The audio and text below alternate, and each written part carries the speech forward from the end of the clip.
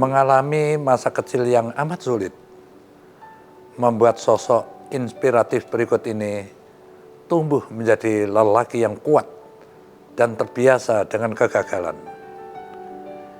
Didikan yang amat keras dari sang ayah, kasih sayang ibunda, dan sikap pantang menyerah yang melekat pada dirinya, seolah menjadi pengantar yang membawa lelaki ini sampai ke titik kesuksesan saat ini.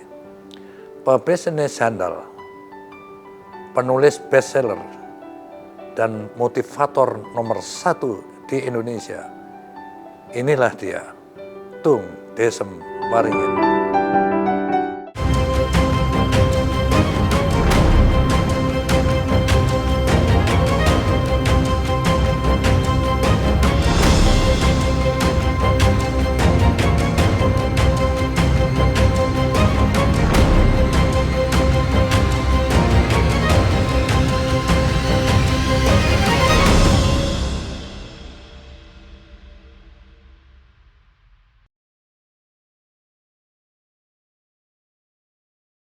Assalamualaikum warahmatullahi wabarakatuh. Sahabat Bang Yos, dimanapun Anda berada, jumpa lagi kita di acara Benang Merah Bang Yos.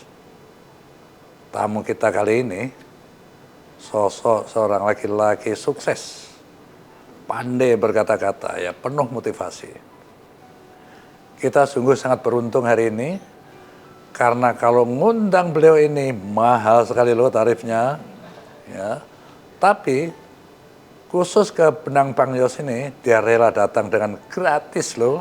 Karena itu Anda akan rugi kalau tidak melihat episode kali ini. Wajib ditonton apapun profesi Anda.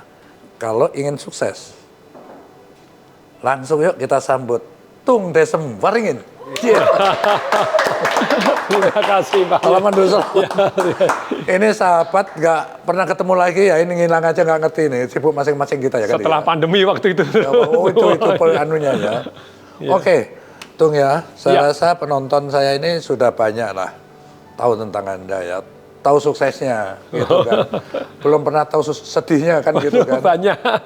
Coba kita ingin tahu ya, masyarakat atau penonton tentu ingin tahu, Tung seperti apa sih kecilnya di Solo itu gitu. Ya pada waktu lahir aja, mama saya itu tidak bisa nebus saya. Jadi sudah punya anak laki, punya anak perempuan, kakak saya. Kemudian anak ketiga tidak peduli laki, tidak peduli perempuan, kondisi bangkrut, tidak punya uang. Terus kemudian saya sudah diberikan orang lain. Wah yang serius, masih di kandungan sudah ditawar. Dan kalau zaman dulu tuh lahir begitu, ditawarkan adopsi orang ya? Sudah dikasih orangnya sudah mau. Dan itu biasanya kalau zaman dulu itu perjanjian, begitu lahir langsung atas namanya mereka begitu ya. Tapi karena mama saya itu pada waktu mengandung saya sedih, jadi waktu saya lahir itu merengut, wajahnya kelihatan sedih itu. Calon orang tua saya nonton saya, enggak suka.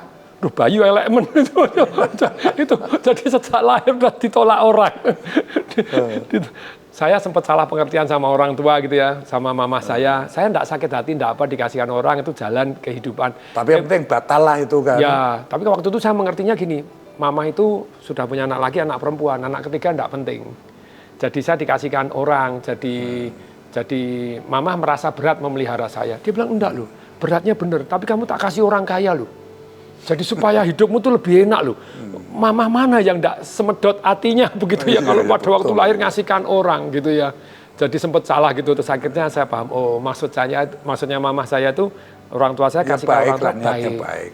Itu tahun berapa? Tahun 67 Desember itu. 67 coba ya Tung ya. Aku itu Tung 76 sampai 826 tahun itu di Kartosuro Solo gitu loh. Grup 2 Kopassus. Di Kopassus kan? Di daerah. Tapi nggak pernah kita ketemu ya. Ketemunya di Jakarta udah pada tua bangka begini baru ketemu kita ya.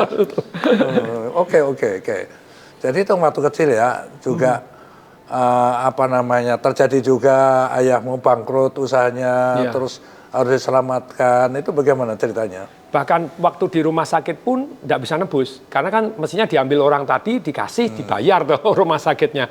Lihat jelek, tidak jadi, terus kemudian tidak bisa bayar. Tidak siap secara uang. Nah, terpaksa saudara-saudara dari mama ngumpulin duit, ngasih mama saya.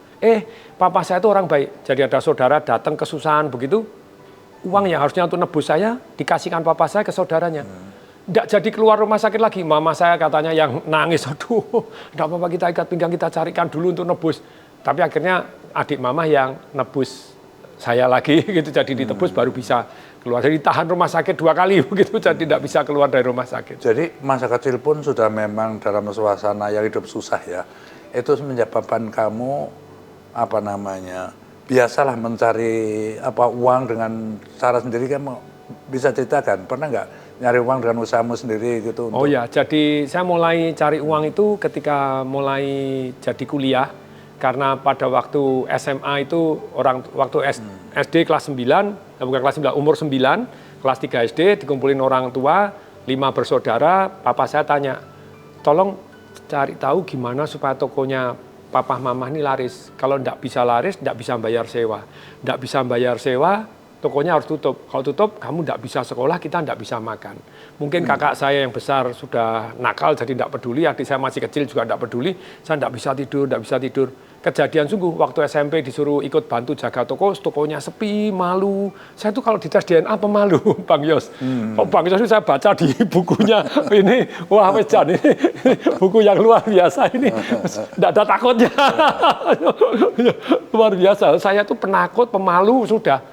Jadi tes DNA saya waktu umur 40 tahun di tes DNA ketahuan, saya pemalu. Betul, suruh nawarin gitu malu. Suruh keluar, nawarin malu, masuk. Papa saya pulang, saya masuk. Jualan apa nih ceritanya nih? Toko emas, orang tua saya kebetulan toko emas, tapi toko emasnya tuh sangat sepi. Mama saya tuh dari keluarga toko emas di Solo. Oh gitu, nurun keluarga ya? toko emas, nurun, tapi tidak dimodalin nama gitu ya. Dimodalin pinjaman, setelah itu harus balik. Dipinjemin 300 gram, 1 tahun harus dibalikkan. Akibatnya jualan emasnya bukan emas, imitasi, emasnya seiprit gitu ya. Nah terus dalam kondisi tidak laku, terus kemudian harus bayar sewanya tuh 30 gram emas murni 1 bulan. Padahal 1 bulan itu cuma laku 5 keping emas cuma setengah gram, 2,5 gram. Lama-lama. Bangkrut itu. Nah itu yang kisah yang paling menyedihkan itu pada waktu kuliah. Orang tua saya udah bilang, kamu nanti... Kuliah ini apa? UNS kan? UNS, yes. Iya. UNS pertama kali masuk Fakultas Ekonomi Studi Pembangunan. Jadi karena dari IPA nggak ngerti. Kamu nyambi apa untuk bisa mencukupi? Ngelesin. Jadi kuliah saya udah bayar sendiri. Ngelesin apa? Matematika, fisika, kimia. Memang otakmu cemerlang ya? Padahal kuliahnya hukum. Kuliahnya hukum. Ya? Karena ngelesin sebetulnya ngelesin SMP. Jadi gitu ya. ngelesin SMP saya bilang, kita cuma menang sudah belajar duluan. Jadi kita berani. Jadi dengan demikian ya saya berani ngajar, karena sudah ngerjain soal-soal banyak sekali. Jadi kamu datangi rumah mereka itu kasih honor gitu kan? Ya, dapat 20.000 pertama kali ngelesin, kasihkan income pertama, kasihkan mama saya gitu ya. Terus kemudian itu lumayan loh. UMR waktu itu cuma berapa?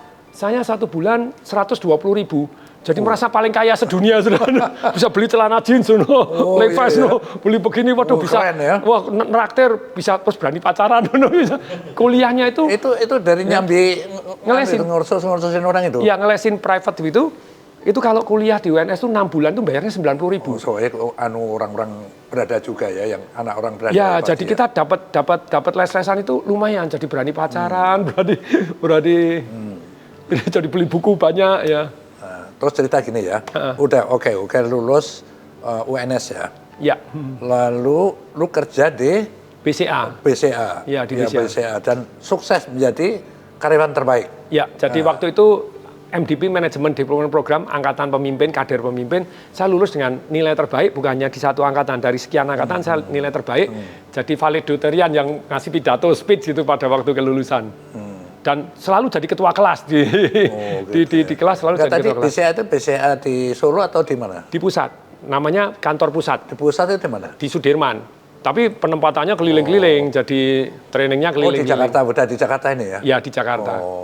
Jadi langsung BCA itu langsung di Jakarta, Anda tinggalkan Solo udah? Ya, tinggalkan Solo. Sebelumnya itu pernah ngelamar, jadi saya umur hidup saya ngelamar perusahaan 2. Satu Astra, dipanggil aja enggak.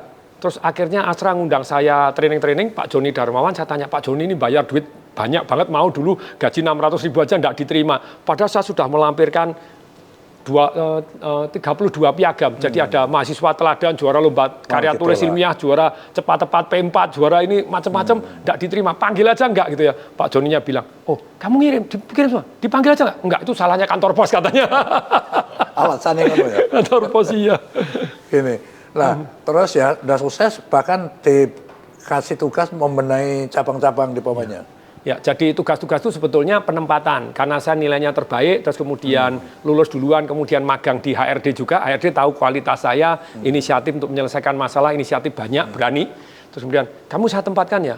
Tempatkan di Manado, enggak jadi, Ambon enggak jadi, Balikpapan enggak jadi. Akhirnya, Surabaya deh. Sebagai apa, Bu? Wakil pemimpin. Wah, langsung wakil pemimpin, cepet banget gitu ya. Baru lulus langsung wakil pemimpin kelas wilayah. Terus kemudian, ada masalah apa?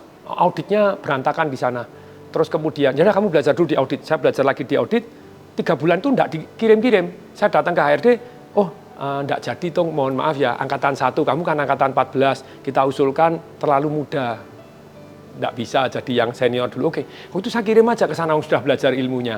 Jadi, itu inspirasi. Jadi apa, Lem ya, kamu di tengah-tengah suksesmu itu justru dapat ujian atau apa namanya, saat ayahmu sakit atau apa pernah ya gitu? Ya, itu. Jadi pada itu situasi waktu paling sulit yang kamu hadapi waktu itu? Ya, sulitnya itu beberapa kali. Kalau sulit yang pertama itu terpaksa ketika orang tua harus tutup toko.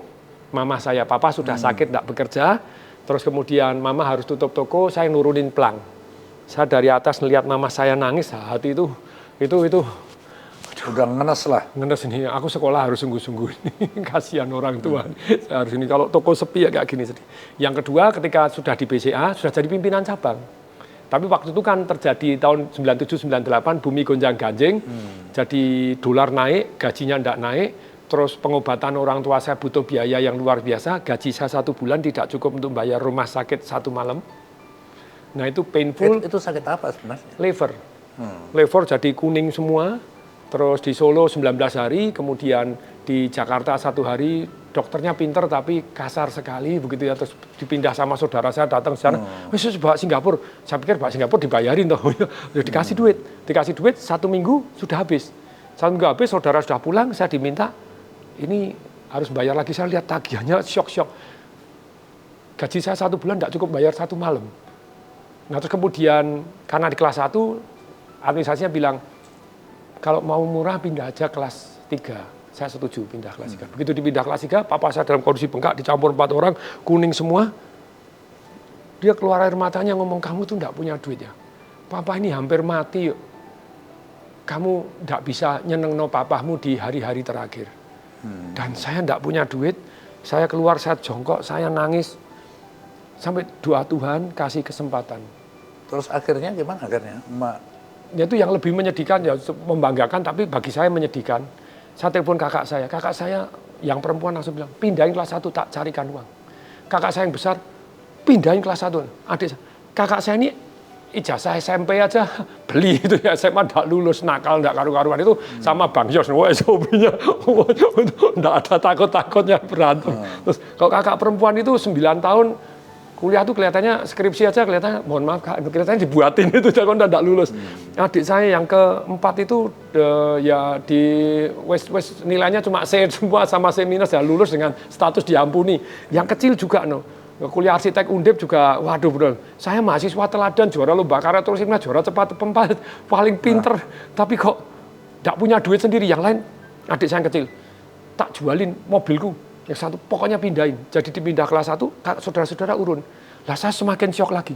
Jadi aku sekolah pinter gak iso ini, nggak ada gunanya ini. Dalam dalam kondisi yang seperti itu, lalu kamu terinspirasi tokoh namanya Anthony Robbins itu, apa betul? Betul.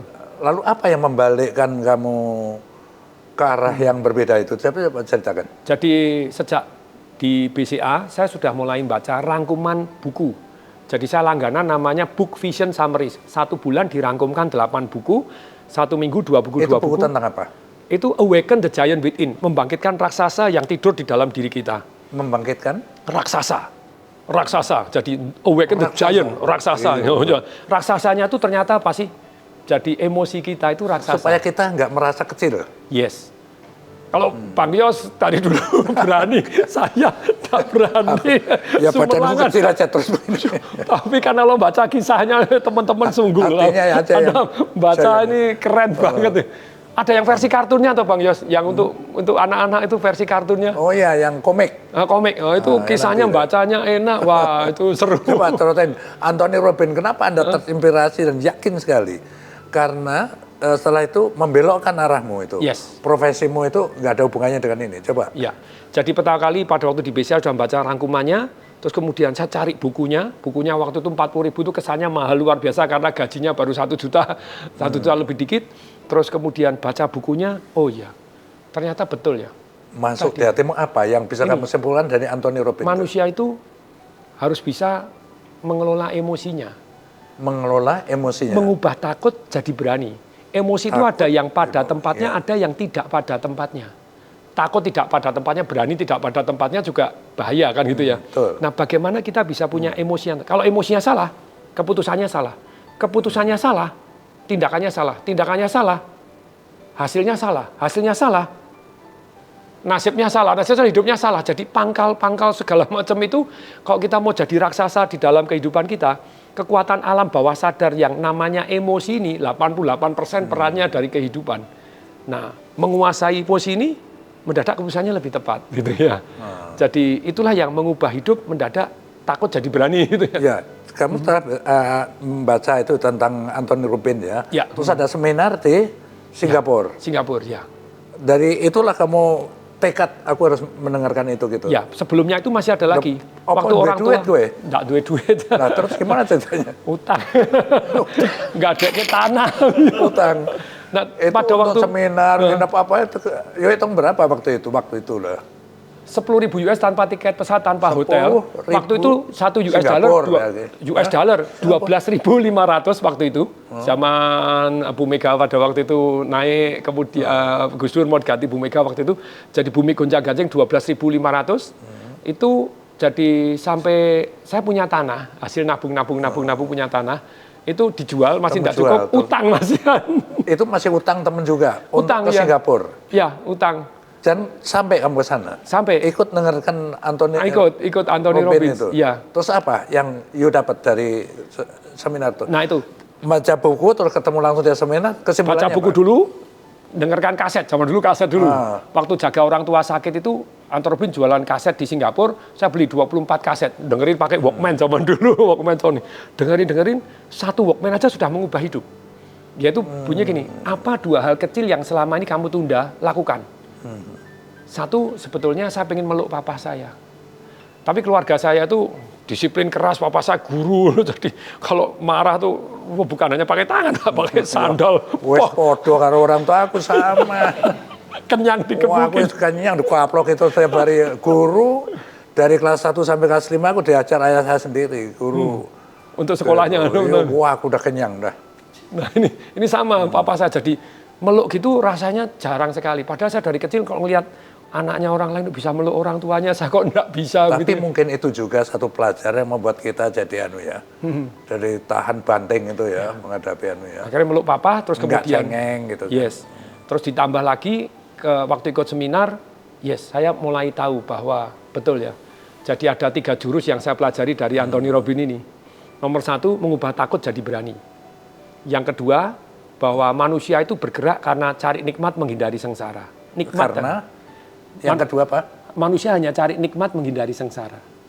Nah sayangnya banyak sekali orang itu terpacu cari jalan mudah. Jadi kalau jalan mudah, ya dapatnya mudah. Kalau sukses itu mudah, semua orang sukses kan gitu ya. Iya betul. Nggak ada barrier, nggak ada. Sukses pasti kerja keras lah gitu. Ya ada yang nggak enaknya. Tidak pernah menyerah gitu. Nah ini jadi nikmat dan sengsara itu ternyata tergantung kita yang memberi arti. Jadi ngubah takut jadi berani. Bahwa manusia itu hanya cari nikmat dan sengsara itu relatif, terserah kita yang memberi arti. Yang ketiga yang saya pelajari dari Anthony Robin itu adalah ilmu nyontek. Kok Bang Yos jadi berani ya? Gerakannya gimana? Oh duduknya gimana? Jadi nyontek orang itu ada tata caranya. Atau kalau kita diterjemahkan gini, dia bisa, kenapa aku enggak? Itu mungkin itu ya bahasanya ya. Terus dia bisa, kok saya enggak bisa? Supaya bisa, oke, apa yang harus saya contoh? Dong, Kok Bang Yos percaya diri? Nah, ternyata kok bisa begini? Kok tahu strateginya nih? Jadi tahu strateginya itu nyontek yang jurus ketiga.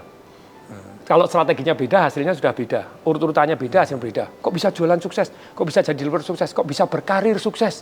Kok percaya diri? Saya ini kan masalah percaya diri itu merupakan tantangan paling besar dalam hidup. Iya, tentu dong. Takut jadi percaya diri. Terus, bagaimana strateginya ini? Kemudian yang kedua yang dicontek itu, setelah strateginya, banyak orang tahu strategi tidak dijalanin. Ternyata yang kedua, contek cerita.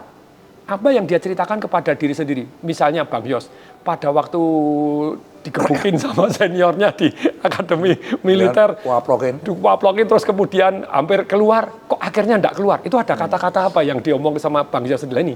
Kalau kita nyontek, Bang Yos itu ngomong kepada diri apa kok termotivasi tahan digebukin. Ya. Aku tukang gelut, tukang anu, terus mau minggat dari akademi militer, apa nggak diketawain ayam di Semarang pun pada ketawa, Sutioso ternyata nggak tahan itu. Mutar-mutar di sini, aku tuh langsung gitu, aku nggak mau keluar. Ini loh kalimat loh, sampai merinding-merinding loh. Lah itu kalimat-kalimat inilah yang Anda katakan pada diri sendiri dan orang lain yang akan mempengaruhi kenapa orang tahu strategi, mau jalanin, mau tidak jalanin. Modar-modar, ketawain ayam daripada wis tak. Nah itu kalimat ini yang kalau kita nyontek hanya sekedar strateginya, seringkali tidak mau. Tapi kalau nyontek, kalimat yang diomongkan pada diri dan orang lain, nah yang nomor satunya lagi, tadi emosinya. Kata-kata tadi membawa emosi. Jadi yang dicontek, emosi, cerita, dan cara. ECC gitu ya. Emosinya Bang Yos, tadi ngomong sampai, saya modar gitu, saya ikutin gerakannya, saya gitu, modar, guyup pitek, ketawain ayam. Masuknya saringannya udah susah masuk sana tuh, digebukin. Karena ada gini ya, aku udah biasa digebukin, ya. Tapi digebukin nggak bisa bales. Itu dipelonco di akademi militer itu. Sama senior. Sebelumnya kan kita gebukan, kita ayo balas kan, kalah ya wes. Waplokin orang iso bales tapi saya menyonor, aku nggak bisa makan menyonor, mulut saya begitu. Wah, aku tak keluar aja dah. Gitu, aku udah mau lari, udah nyiapin pagar, udah cancang gitu, aku udah malam mau kabur. Aku sudah tahu kan, keluar dari sini belok kiri keburan Cino, turun stasiun bis, keluar aku.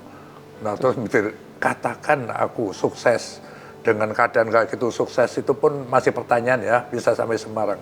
Apa nggak diketawain banyak orang, yang katanya jagoan ternyata nggak tahan di akademi militer kan gitu kan. Kayak apa malu saya kan, wes modar-modar di sini nggak mau keluar aku. Gitu. Ini loh, kalimat ini loh, modar-modar aku daripada kalau diketawain banyak orang katanya jagoan, mana itu digebukin sebenarnya. Nah, kalimat ini kalau kita ikutin gitu ya, emosinya jadi emosinya, loh, takut jadi berani. Emosinya Bang Yos seperti itu. Nah, kalau kita bisa mendapatkan motivasinya, ceritanya dan caranya, mendadak kita nyontek itu mudah. Sekolah goblok bisa jadi pinter, kan diajarin cara belajar. Kenapa orang nggak mau belajar cara? Mau mahasiswa teladan gampang, baca dulu sebelum kuliah 10 menit, setelah kuliah baca lagi 5 menit. Kerjakan soal-soal tahun lalu, pastikan di kelas tahu, kalau tidak paham tanya, terus kemudian pastikan bahwa Anda ikut lomba, ikut kegiatan sosial. Sebenarnya jurusnya standar, tapi kenapa orang tidak mau jalanin? Tadi ceritanya males capek nek Bang Yos modar itu yang lagi. Teman-teman baca sungguh bukunya, wah itu kisah inspirasi sungguh. Terus ngomong-ngomong gini ya, Tung ya, you udah sukses ya. Konon kabarnya ini, ngundang Tung itu kalau nggak ada 100 juta jangan anulah gitu kan, terus bener kan. Keren dong itu kan. Aku sampai dioleh martabak loh aku kan. Lumpia Semarang dari Semarang. Iya. Tung, saat ngadakan seminar itu itu sebenarnya apa sih yang you sampaikan apa gitu? Intinya ya. Yang kedua adalah sering nggak ada pertanyaan-pertanyaan itu yang sering paling ditanyakan pada peserta. Yuk bisa cerita itu. Ya, jadi inti kan seminar saya banyak. Kalau marketing revolution intinya bagaimana show with money. Beda ya. Beda. Ini marketing revolution forumnya apa? Nanti yuk beda. Ya. Tetapi inti yang disuntikkan di dalamnya apa? Jadi orang beda pendapatan atau beda hasil, mau gemuk jadi langsing, mau hubungannya lebih romantis, lebih relationship, terus mau lebih miskin jadi kaya, bedanya apa? Bedanya cuma 2. Jadi beda hasil itu karena beda pengetahuan sama beda keberanian. Nah kayak Bang Yos, nggak berani, nggak jadi hari ini gitu loh ya. Sama gerombolan yang di Aceh itu ya berani datang sendiri. Saya bilang salut amat ini mohon maaf saya kata-kata ini kakek-kakek berani mati bener nih ya. Waktu jadi kepala BIN berangkat sendiri ke Aceh. Ya karena gini, dari modal itu kan kita harus ada confident ya, kita harus yakin dengan apa yang kita tahu. Gitu. Bahwa aku datang ke sana itu amat yakin ya. Anak ini bukan pengecut, anak ini kooperatif, anak ini gentleman, itu harus saya yakinin dulu. Aku kan nggak mau konyol juga kan, datangin gerombolan dengan hanya 3 orang. Aku sama ajudan sama pengawal tanpa itu pasukan kan pantai bisa di ini kan. Iya, ditahan, semua itu bisa diperhitungkan gitu. Harus keyakinan. Kan sekali lagi ya pelajarannya kan sama. Pengetahuan, harus pengetahuan, tahu, keberanian sama berani. Membuat keputusan kan. Iya. Jadi kalau ujung-ujungnya itu misalnya marketing, Anda sudah tahu berani nggak? Kalau nggak tahu, nggak ngerti caranya. Udah tahu peluangnya ya. Ya, ini caranya jualan begini. Bisnis kan juga sama. Bahwa bisnis itu kalau saya ngajar di Business Revolution, sampai hari ini kan saya sudah tutup 26 perusahaan. Bang Yos, geletain, nutup, jual 26 perusahaan. Dan sekarang masih ada 36 perusahaan. Nah itu ternyata bahwa kalau bisnis itu ujung-ujungnya Anda caranya mencari, menemukan peluang gimana. Kemudian caranya memilih peluang bagaimana. Mencari, memilih. Kemudian menangkap peluang bagaimana, mengelola dan membesarkan bagaimana, terus kemudian mau menjual silakan. Tapi intinya itu kan sudah tahu caranya. Lah kalau tetap nggak berani, nggak bisa. Nggak, tetap aja. Nggak berani. Lewat aja itu barang. Mungkin sama yang di Aceh nggak damai-damai. Kalau Bang Yos nggak berani berangkat ke sana. Iya, ya nggak selesai juga masalah kan. Ya itu kan sudah tahu, tapi nggak berani, percuma. Berani toh nggak tahu ya mati konyol kayak tadi. Oh, ya, konyol bener. Nggak mungkin lah berani berani tapi dia tahu ya itu konyol. Ya itu jadi intinya cuma itu. Jadi timpang pendapatan, timpang apapun, timpang hasil. Jadi pejabat kok tidak menghasilkan, Bang Yos menghasilkan karena tahu caranya, terus mau berani. Timpang 2 hal, timpang pengetahuan sama timpang keberanian. Itu yang saya sampaikan. Pengetahuannya saya kasih, keberaniannya saya share ilmunya. Ini caranya takut jadi berani begini. Jadi 2 itu. Sedangkan kalau pertanyaan yang paling sering dipertanyakan itu kan biasanya gini, gimana saya mulai kan gitu ya. Oh, ya bingung. Jadi ya, misalnya diajarin marketing sudah tahu, caranya mulai gimana, bisnis mulai bagaimana. Jadi begitu banyaknya orang itu overthinking. Overthinking itu diajarin, oh bagus, wah Pak Tung hebat, tapi tak take action plus. Cara mulainya piye ya kan, gimana ya kan gitu, bingung dia. Padahal itu kan bisa dicari sendiri sebenarnya kan. Ya. Karena case-nya kan akan berbeda-beda kan tentu. Makanya kalau saya sampai punya jurus seperti ngelola karyawan saya itu namanya jurus goblok proof. Wes kamu goblok apa-apa jalanin bisa gitu ya. Jadi nomor 1 itu kalau diri kita sendiri, kita butuh langkah yang jelas. Langkah yang jelas itu sampai, oh langkahnya nimbang. Oh langkahnya kalau misalnya olahraga ya, oh tiap pagi harus nimbang. Terus kemudian makannya sehari 2 kali saja. Makannya nasinya diganti sayur. Jadi jam segini sampai segini, total kalorinya sekian. Maka kamu dalam sekian bulan akan turun sekian kilo, otomatis gitu ya. Terus kalau lapar bagaimana? Ubah kata-katanya, haus misalnya. Jadi jurusnya itu sampai sedetail itu. Jadi seringkali saya ngajarin itu goblok proof. Jadi langkahnya, loh mulai begini. Pak saya jadi karyawan, pengen usaha sendiri takut misalnya begitu. Oke, nomor 1 nabung dulu. Kan langkahnya sederhana. Terima duit sisihkan, terima duit sisihkan, terima duit sisihkan, terima duit sisihkan. Kalau kamu sudah punya, kalau saya sampai 3 tahun, kalau saya punya 5 sampai 6 bulan gaji, saat itu ada 3 alternatif. 1 bakar kapal, masa bodoh keluar. Kalau masih takut, cuti unpaid. Loh kan sampai caranya detail. Cuti unpaid itu seperti apa sih? Ya sudah, saya sekolah lah, alasan sekolah. Sekolahnya Sabtu Minggu, Senin sampai Jumatnya. Anda silakan. Atau yang kedua, injak 2 kapal. Injak 2 kapal itu, ya istrinya yang kerja dulu, suaminya kerja, adiknya yang bisnis sendiri dulu, terus baru Anda mulai penghasilannya sudah sama, dibanding gaji Anda silakan keluar, nggak apa-apa.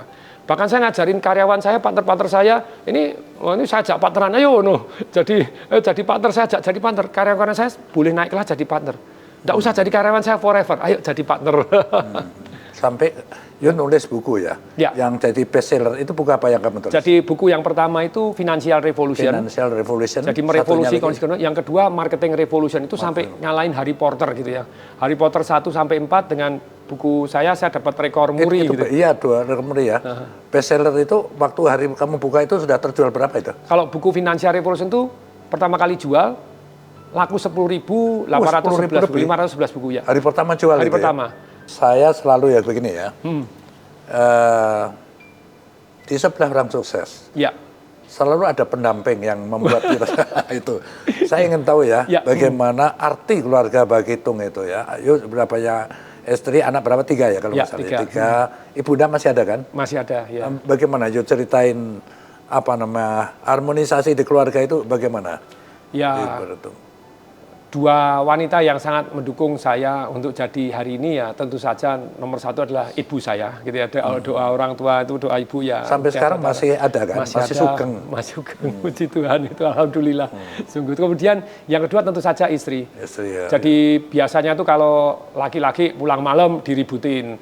Lah kalau itu istrinya Bang Yos begini ya lebih parah Wah, lagi. kita bukan pulang berbulan-bulan nggak pulang. Nggak pamit lagi. Nggak pamit. Nggak boleh tahu di mana. Wah, kalau istri saya udah kebal kayak begitu sih. Ini kemana nih Bang Yos? Berapa bulan nggak balik?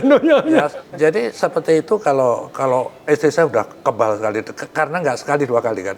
Peristiwa itu sering, tinggal kamu pergi-pergi yang tidak tahu mau tinggal kemana gitu. Nah itu dukungan istri kalau datang domeli terus kan ini enggak. Saya kira di keluargamu juga begitu kan, artinya kan dia menjadi apa ya, semangat kita, moral kita gitu si Nyonya kayak si Yani ya. Sampai tutup perusahaan, ini buka lagi rugi di sana, rugi di sini, istrinya jalani, ayo jalani. Jadi dia sangat menghibur, mulai dari kondisi minus gitu ya sampai jadi Terus hari mendapat pelajaran didikan dari orang tua tadi yang keras ya. Lalu Ya. Tung didik anaknya gimana? Ya, jadi saya enggak pernah mukul anak, mukul cuma sekali. Ini cerita sama. Oh ya, Sama aku kan ditabokin terus kan. Memang anak saya nggak pernah saya pukulin, tetapi saya tetap keras gitu. Dengan penanaman disiplin. Ya. Ya, disiplin waktu, disiplin itu saya tanamkan amat keras walaupun dia cewek-cewek semua. Gitu. Tung juga gitu ya, karena ada memang sudah tidak zamannya lagi kan ngapain plong gitu kan. Kalau aku dulu kenyang. saya juga kenyang. Waduh. Saudara-saudara kalau ketemu pamer, kamu digebukin pakai apa? Anunya? Pakai sandal, pakai tongkat, pakai ini. Tung, Ya. sekarang ya, ini kan juga dilihat oleh berbagai tipe masyarakat, Ya. terutama milenial ya. Mungkin ada trik-trik sukses khusus gitu yang bisa dipesankan kepada penonton saya. Ya, Gitu. jadi kalau dari satu sudut yang namanya keuangan, gitu ya, jadi banyak orang yang kepingin tampak kaya. Jadi pamer kekayaan atau flexing yang sebetulnya belum jadi haknya dia atau utang. uripe masih pas-pasan. Masih pas-pasan, dulan ke luar negeri, cuma foto-foto supaya masuk Instagram, sabar dan disiplin gitu ya. Itu nggak bener ya kayak gitu. Kita harus sadis, sabar dan disiplin. Jadi kalau keuangan itu kan gunanya cuma 3. Kita punya duit, biasanya kita nikmati, kita investasi, kita amalkan. Kita tetap investasi, tetap amal, tetap nikmatin. Cuma zamannya gini, kalau kita masih muda, itu kadar investasinya yang lebih besar. Terima duit sisihkan, nikmatin boleh pakai tantangan. Kalau saya 1 tahun menghasilkan sekian, bisa investasi sekian, saya pakai sekian. Nah itu boleh tantangan, tetap nikmat kan gitu ya. Nikmatin boleh. Terus kemudian investasi yang nomor 1 paling banyak, amal tetap. Begitu masa-masa mulai menengah, kalau Anda investasinya cukup banyak, nanti masa-masa Anda nikmatin lebih banyak walaupun tetap amal dan investasi. Tapi begitu nanti usia senior, seperti Bang Yos ini banyak amalnya nih ngadakan acara. Bang Yos nggak harus ngadakan ini, tapi karena mau menurunkan ilmunya, pengalamannya. Sungguh mubazir kalau buku-buku ini tidak Anda baca. Jadi please teman-teman sabar dan disiplin dulu. Jadi menunda kesenangan, boleh tetap senang-senang dengan tantangan tadi, sisihkan, tidak perlu banyak gaya, orang mau ngomong apa, terserah, waktu yang berbicara nantinya, gitu ya. Itu yang saya pesan untuk milenial ini. Iya, luar biasa itu. Luar biasa, oke Tung ya, kita sudah amat, saya pikir diskusi kita ini amat berguna ya. Untuk terutama masyarakat, apapun profesi Anda ya. Karena namanya motivasi itu harus dimiliki. Orang tanpa motivasi kerja apapun nggak akan pernah berhasil. Ya. Bukan begitu, Tung ya? Ya. Ya. Oke.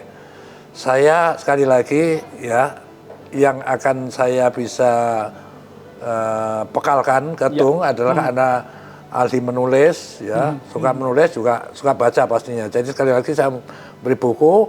Kalau dulu saya hanya pinjamkan karena aku belum cetak, nah sekarang saya berikan khususnya ya. Siap. Ini Plus tanda tangan dan cap jempol. Oh, iya.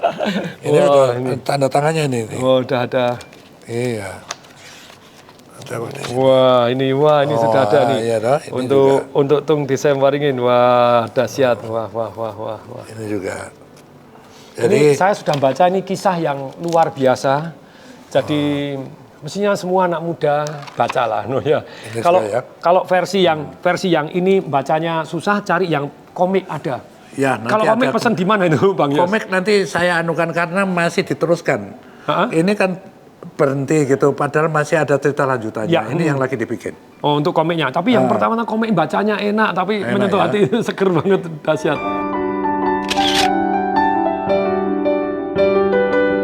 Terima kasih, Bang Yos. Duduk dulu. Yes. Mungkin apa ada lagi ya? Ini Wah, ada mantap. lagi nih.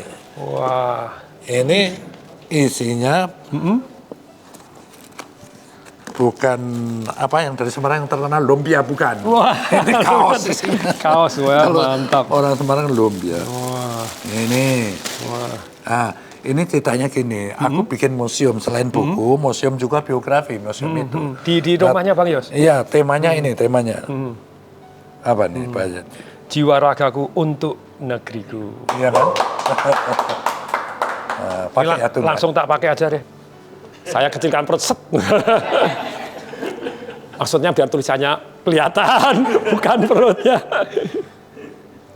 Oke.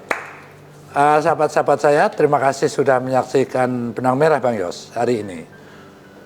Banyak sekali ilmu yang kita dapat dari Tung Desem Waringin pada hari ini ya. Semoga bermanfaat untuk penonton semuanya. Sampai jumpa lagi di episode berikutnya. Wassalamualaikum warahmatullahi wabarakatuh. Waalaikumsalam warahmatullahi wabarakatuh.